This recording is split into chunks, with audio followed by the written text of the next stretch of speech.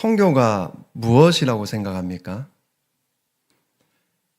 막상 우리가 익숙하게 알고 있고 너무나 당연히 잘 알고 있는 성경인데 갑작스럽게 또 이렇게 질문을 드리면 난감하죠. 그렇죠? 그렇습니다. 선교라는 이 단어가요. 너무나 우리 교회 안에서 신앙생활하는 사람들에게는요. 너무나도 익숙합니다.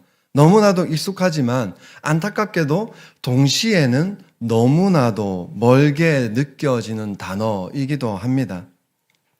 선교라고 하면 여러분들 제가 말씀에 질문을 드렸듯이 선교가 무엇이냐라고 질문을 드렸지만 이번에는 선교라고 하면 어떤 장면들이 어떤 그림들이 혹시 연출되거나 떠오르십니까? 대부분 낯선 나라, 다른 언어들 아니면 낯선 땅 안에 있는 오지의 마을들 그리고 이제 그 땅에 선교를 가기 위해서 모든 것을 내려놓고 떠난 사람들이 맞습니까? 대부분 다 그렇게 생각합니다. 그리고 그런 선교를 떠올릴 때에 한편으로는 익숙함과 반가움도 있지만 또 한편으로는 이렇게도 생각하기도 하는 거죠. 마음속으로 이렇게 생각을 합니다. 뭐냐면 선교는 특별한 사람들의 이야기다라고 생각하기도 합니다. 그리고 또 선교라는 단어만 나오면은 제일 먼저 이렇게 말을 합니다. 또 마음속으로 이렇게 생각합니다. 주님, 지금은 내 형편이 어렵습니다. 라고 이렇게 생각을 마음속으로 하기도 합니다. 그런데 오늘 본문 말씀을 통해서 우리가 함께 나누어 볼 것은요. 선교에 대한 이 부분을 특별한 사람의 선택이 아니라 형편의 문제로서 내가 형편이 되어서 형편이 되지 않아서의 문제로 하는 것이 아니라 교회의 정체성으로 말을 하고 있습니다. 예수님께서는 제자들 가운데에서 몇 명을 불러서 너희 중 몇 사람은 선교사가 될 것이다 라고 말씀하셨습니까? 그렇지 않습니다. 오히려 모든 제자들을 향해서 제자 공동체 전체를 향해서 이렇게 선언하시죠. 너희가 다 내 증인이 되라 라고 말씀을 하셨습니다. 이 말씀은요, 그냥 단순하게 명령으로 받아들이기 이전에 정체성의 선언이라는 것을 우리는 알아야 합니다. 증인은 직업이 아닙니다. 증인은 직업이 아니고 어떤 사람이 되는 거죠. 어떤 사람. 그리고 그 어떤 사람이 된 증인은 자신의 삶 속에서 성령의 역사 속에서 구체적인 어떠한 공간 속에서 구체적인 시간 안에서 펼쳐져 가는 거죠. 마태복음 28장 19절 20절 말씀에서도 예수님께서는 이렇게 말씀하십니다. 그러므로 너희는 가서 모든 민족을 제자로 삼아 내가 너희에게 분부한 모든 것을 가르쳐 지키게 하라라고 말씀을 하시죠. 여기서도 대상이 몇 명입니까? 몇 사람으로 말하고 있지 않습니다. 너희 곧 제자 공동체 전체를 두고 하는 말입니다. 사도행전 1장 8절 이 말씀은요. 다들 잘 아시다시피 이제 선교에 대해서 말을 할 때마다 가장 많이 인용되는 구절이기도 합니다. 그런데 우리는 이 자주 선교에 사용되는 이 말씀을 조금은 오해하고 잘못 생각해서는 안 되는 것이죠.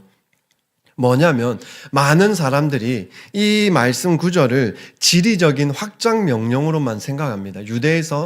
예루살렘에서 유대에서 넘어서 이런 땅으로 유대 사마리아 땅끝까지 점진적인 어떠한 확장처럼 생각을 하고 그것처럼 그렇게 가라로 이해하기도 합니다. 그런데 이 말씀은 그냥 단순하게 경로의 이동만으로 이해할 것이 아니라 이것은 복음이 증거되는 방식에 대한 말씀이기도 하다는 것을 우리는 발견해야 합니다. 본문 말씀을 다시 한번 보면은 오직 성령이 너희에게 임하시면 너희가 권능을 받고 라고 말합니다. 선교는요, 우리의 열심에서 시작되지 않습니다. 선교는 우리의 열심으로 시작되는 것 같지만 그렇지 않습니다. 선교는 또한 많은 사람들이 교회의 어떤 전략적인 출발에서 시작한다라고 생각하는 분들도 많이 계십니다. 그런데요, 그렇지 않습니다. 예수님께서는 사도행전 1장 4절 말씀에 제자들에게 분명히 말씀하십니다. 예루살렘을 떠나지 말고 아버지께서 약속하신 것을 기다리라라고 분명히 말을 합니다. 제자들은 이미 말씀을 들었고 부활을 보았습니다. 그런데 성령 없이 증인이 될 수가 없었던 것이죠. 성령이 임하실 때 제자들은 이전과는 다른 사람이 되게 됩니다. 두려움의 문을 닫고 있었던 사람들이 예수 그리스도 앞에서, 예수 그리스도의 그 죽음 앞에서 도망쳤던 그 모든 제자들, 그 모든 사람들이 이제는 죽음 앞에서도 침묵하지 않는 증인이 되는 것이죠. 성령의 임재하심으로 인해서 말입니다. 그리고 사도행전 4장 31절에서는 그 변화를 이렇게 기록해서 말해줍니다. 그들이 다 성령이 충만하여 담대히 하나님의 말씀을 전하니라 라고 기록하고 있습니다. 여기서 중요한 것은 그 성령의 권능이 제자들을 멀리 이렇게 보내기 전에 예수님께서는 먼저 바로 그 자리에서 무엇이 먼저 되라고 했습니까? 그 자리에서 증인이 되라고 하셨습니다. 선교는 어디로 가라의 문제가 아니라 어떻게 살아내느냐의 문제인 것이죠. 성도 여러분, 오늘날 많은 교회들이 선교를 어려워합니다. 어려워하는 교회들이 많아요. 그리고 그 어려워하는 이유들로 뽑을 때에 헌신이 부족해서 이렇게 생각도 할 수 있지만은 헌신이 부족해서 선교가 어려워진 것이 아니라요. 선교를 많은 사람들이 비현실적으로 만들어 버렸기 때문에 선교가 어려워진 겁니다. 선교하면 제일 먼저 제가 서두에도 말씀드렸듯이 선교하면 떠나는 것을 동일시합니다. 그리고 선교하면 파송을 동일시시켜버립니다. 선교하면 이미 가는 것으로 어떻게 되어 있습니까? 그 가는 극단적인 결과와 동일시 되어 버렸기 때문인 것이죠. 그 결과 대부분의 성도들이 그 선교라는 단어 앞에 선교라는 그 어마어마하게 아름다운 주님의 그 명령인데도 그 단어 앞에 고개를 숙이게 되고 우리는 그 아름다운 단어 앞에 무엇을 가지게 됩니까? 무게를 가져버리는 것이죠. 그런데 사도행전은요, 전혀 다른 그림을 우리들에게 보여주고 있습니다. 초대교회의 선교는 몇몇 사도들의 영웅들의 이야기로 만들어져 있지 않습니다. 그것으로 시작된 게 사도행전이 아닙니다. 아주 평범했던 성도들이 삶의 방향이 전환되고 삶의 방향이 변함으로 인해서 그들이 쓰는 말의 내용들이 바뀌고 그들이 관계를 맺었던 그 사람과의 관계들이 바뀌게 되고 자신이 벌어왔던 자신이 사용해왔던 그 모든 재정들의 사용 방법과 사용 방향들이 바뀌어 가게 되고 시간의 우선순위들이 바뀌어 가게 된 것이죠. 사도행전 2장 46절과 47절에서는 또 이렇게 증언합니다. 날마다 마음을 같이하여 하나님을 찬미하며 또 온 백성으로 칭송을 받으니 주께서 구원받는 사람을 날마다 더하게 하시니라 라고 기록되어 있습니다. 이것이 바로 성령이 임한 공동체의 모습인 것이죠. 본문에서는 예수님께서는 이 증인의 범위를 4단계로 말씀하고 계십니다. 예루살렘, 유대, 사마리아, 그리고 땅끝으로 되어 있습니다. 이 4개의 단계는 단순한 거리의 문제만으로 볼 것이 아니라 관계와 경계의 문제로 보아야 하는 것이죠. 예루살렘은 가장 익숙한 사람들입니다. 그리고 유대는요, 나와 너무나 흡사하지만 조금은 다른 사람들. 그리고 사마리아는 어디입니까? 역사적으로 갈등과 상처가 넘쳐나던 대상들입니다. 그리고 땅끝은 문화의 차이와 언어의 차이, 언어의 가치, 문화의 가치가 전혀 다른 사람들인 것이죠. 그래서 선교는 언제나 경계를 넘어가는 복음입니다. 그리고 땅끝은 그 문화와 언어와 가치가 전혀 다른 사람들인 것이죠. 우리 삶의 자리에도 분명한 이러한 것들이 있습니다. 분명한 사마리아가 있고요. 그래서 외면하고 싶은 사람들, 불편한 관계들, 이해되지 않는 세대들, 또한 신앙의 언어가 통하지 않는 이웃들이 있습니다. 예수님은 누가복음 10장에서 선한 사마리아 비유를 들어주시면서 복음은 우리가 늘 피하고 싶어 하는 경계에서 시작한다라는 그 사실을 분명하게 보여주셨습니다. 예수님께서는 이 선교를 통해서 가서 무엇을 하라라고 말씀하지 않으셨습니다. 무엇이라고 말씀하셨습니까? 내 증인이 되라고 말씀을 하셨죠. 증인은 우리가 본 것, 우리가 증인으로 따진다면 우리가 본 것을 말하는 겁니다. 증인은 자신이 본 것을 말하는 사람인 것이죠. 억지로 없었던 사실을 만들어내는 것이 아니라 억지로 가정적인 이야기들을 사실 거짓된 이야기들을 만들어내는 것이 아니라 자신의 삶 가운데에서 자신이 경험했던 그 복음을 자신이 보았던 것을 증언하는 사람인 것이죠.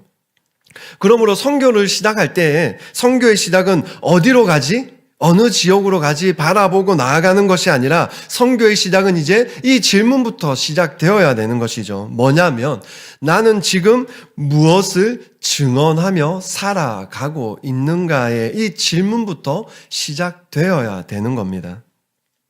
이제 우리는 이 선교 헌신 예배 자리에서 보다 더 조금은 구체적인 질문을 마주하며 나아가는 시간이 되길 바랍니다. 우리는 선교 헌신 예배를 통해서 하나님께 감사 예배를 드리고 헌신 예배를 드림으로써 하나님의 은혜가 받고 하나님의 그 임재하심을 통해서 감동받고 은혜받고 감사함으로 끝나는 예배, 그것으로 끝나버리는 것이 아니라 거기를 더 넘어서서 삶으로 이어지는 헌신이 되어야 된다라는 말입니다. 그렇다면 우리가 어떻게 현실적으로 선교에 동참을 할 수 있겠습니까? 첫 번째는요, 기도의 방향을 선교적으로 바꾸는 헌신이 필요합니다. 예수님께서는 마태복음 9장 38절 말씀에서 이렇게 말씀하십니다. 그러므로 추수하는 주인에게 청하여 추수할 일꾼들을 보내주소서라고 말을 합니다. 선교는 먼저 하나님께 청하는 겁니다. 나의 것을 구하는 기도에만 국한되어서 그냥 끝나는 것이 아니라 선교를 위한 기도도 우리가 함께 나아가야 하는 것이죠. 우리가 선교를 바라보고 그 선교를 위해서 기도하기 시작할 때에 하나님께서는 우리들이 바라보고 있는 그 시선을 어디에 옮겨주십니까? 우리가 문제만 바라보고 우리의 것들, 우리의 삶의 것들만 바라보는 그 시선을 우리의 문제에서 이제 그것에서 머물고 끝나는 것이 아니라 하나님 나라로 옮겨주시기 시작하시는 것이죠. 어떨 때요? 우리의 기도가 선교로 옮겨지기 시작할 때 그렇습니다. 그리고 두 번째는요. 그 재정, 우리가 사용하는 재정의 일부들을 선교를 위해 구별하는 헌신이 필요합니다. 바울은 빌립보 교회를 향해서 이렇게 말을 합니다. 빌립보서 4장 18절 말씀에 이는 받으실 만한 향기로운 제물이요 하나님을 기쁘시게 한 것이라 라고 바울은 빌립보 교회를 향해서 말을 합니다. 선교를 위한 물질의 헌신은 단순한 그냥 후원의 개념으로만 생각하고 후원이란 단어로 생각되고 끝나서는 안 된다는 겁니다. 무엇으로 되어야 됩니까? 단순한 후원으로 끝나는 것이 아니라 하나님께 드려지는 예배라는 것을 우리는 분명히 기억해야 합니다. 우리가 삶을 살아갈 때에 우리가 월급이 들어오거나 했을 때에 어떻게 합니까? 그 돈을 받은 대로 이대로 그냥 다 쓰시나요? 막 쓰시나요? 계획 없이? 대체적으로 평균적으로 그렇지 않나요? 기름값, 보일러값, 전기세, 수도세. 먼저 11조를 먼저 뺐네요. 11조와 감사헌금을 세워놓고 그다음 또 다른 헌신 헌금들 다 빼놓고 또 자녀 양육비, 용돈 다 빼놓지 않습니까? 저만 그런가요? 다들 안 그러신가요? 다들 우리가 삶을 살아갈 때 비용들을 책정을 하잖아요. 계획을 세워두잖아요. 그런 것처럼 우리 삶을 위해서 우리가 그 재정들을 계획을 세워놓듯이 하나님 나라의 그 선교를 위해서 구별된 헌금을 만들어 놓아야 된다는 것이죠. 시작부터 돈이 들어왔을 때 빠듯한데 이게 아니라요. 이미 시작부터 먼저 하나님 나라를 바라보고 하나님 나라를 위한 헌신을 위해서 빼두는 그 준비의 단계가 헌신이, 그래서 그냥 빼두는 게 아니라 헌신이라고 제가 표현했잖아요. 그렇죠? 헌신이 필요하다라는 겁니다. 그렇게 빼두고 우리가 구별된 헌금을 만들고 하나님 앞에 하나님 나라를 위해서 하나님의 하나님을 향한 예배로서 우리가 준비해서 나아갈 때에 하나님께서는 분명히 또 다른 은혜와 채워주심의 은혜가 있을 줄 믿습니다. 아멘 하신 분들은 이루어질 줄 믿습니다. 아멘은 고백할수록 많이 받아들일 수 있다는 걸 또 아시죠? 입술을 열고 고백할 때 하나님의 은혜가 임하실 줄 믿습니다. 그리고 세 번째로 삶의 자리에서 증인으로 살아가겠노라는 헌신이 필요합니다. 베드로전서 3장 15절은 이렇게 기록하고 있습니다. 너희 속에 있는 소망에 관한 이유를 묻는 자에게 대답할 것을 항상 준비하되라고 말을 합니다. 우리의 가정이나 우리가 속해 있는 직장이나 학교나 우리가 또 만나는 모든 이웃들, 우리가 속해 있는, 우리가 앉아 있는, 우리가 살아가고 있는 그 모든 현장이 다 어디라는 겁니까? 선교의 현장이라는 것이죠.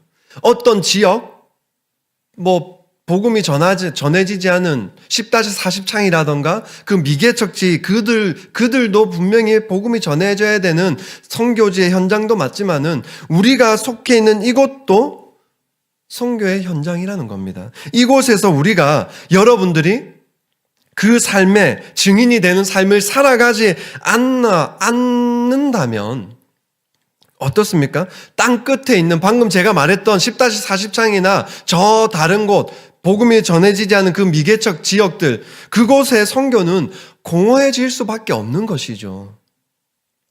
성도 여러분, 선교는요, 기억하시기 바랍니다. 부담이 아닙니다. 아멘.